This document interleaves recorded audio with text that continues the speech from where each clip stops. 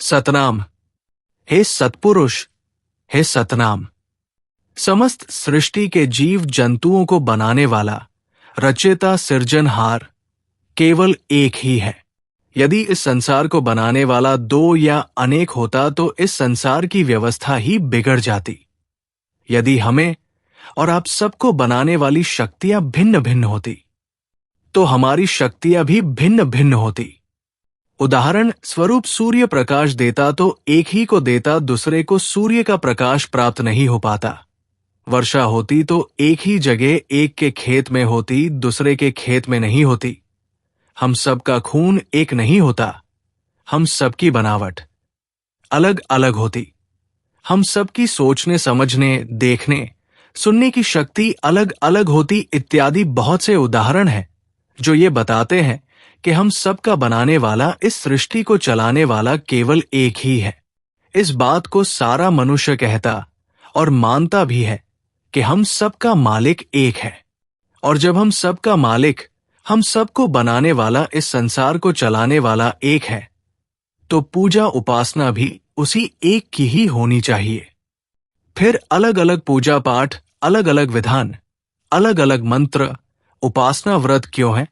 ईश्वर एक होते हुए भी धर्म, पंथ, संप्रदाय, वैचारिकता में अलग अलग क्यों है?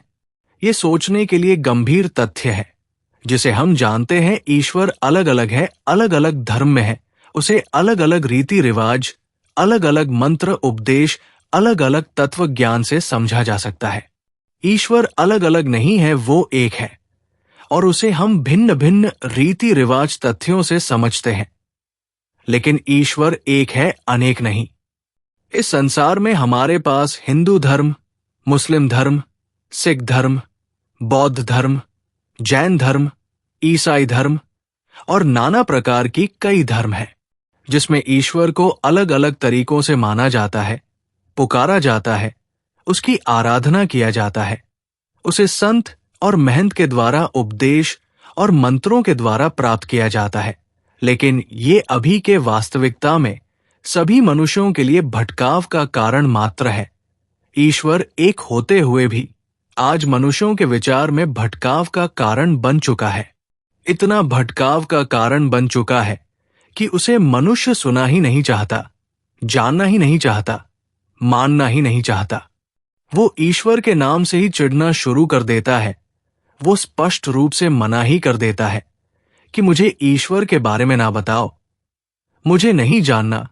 मैं जिसे जानता नहीं, जिसे देख नहीं हूं, उसे मैं क्यों मानूं? आखिर ईश्वर ने किया ही क्या है? अगर ईश्वर होता तो लड़ाई झगड़ा, धर्म अधर्म के बीच क्यों हो रहा है? ईश्वर होता तो अत्याचार ना होता, भ्रष्टाचार ना होता, गरीबी ना होती, भूखमरी ना होती, कोई दुखी ना होता। लेकिन यहां तो सभी दुखी हैं, परेशान हैं, कोई किसी से मतलब नहीं रखना चाहते। सभी अपने अपने में मस्त हैं। सभी अपने अपने कामों को श्रेष्ठ साबित करने में लगे हुए हैं। कोई नहीं जानना चाहता कि जीवन और मृत्यु क्या है। सभी यही सोच मन में बैठा लिए है कि खाना है, पीना है, अच्छा से रहना है और मर जाना है। बस यही जिंदगी है। वो ईश्वर को जानना ही नहीं चाहते, समझना ही नहीं चाहते। ईश्वर के नाम से ही चिढ़ने लगते हैं। पर ईश्वर सत्य है, शाश्वत है। आप सभी मनुष्य को ये जरूर सोचना चाहिए कि सूर्य कैसे आया, चांद को किसने बनाया, पृथ्वी पर जीवन कैसे आया, हमें किसने बनाया, जीव जंतुओं को किसने बनाया, ये सृष्टि को किसने बनाया, कौन इसका संचालन कर रहा है।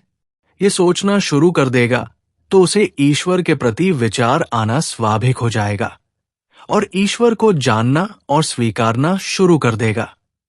सत्यजीत बनर्जी।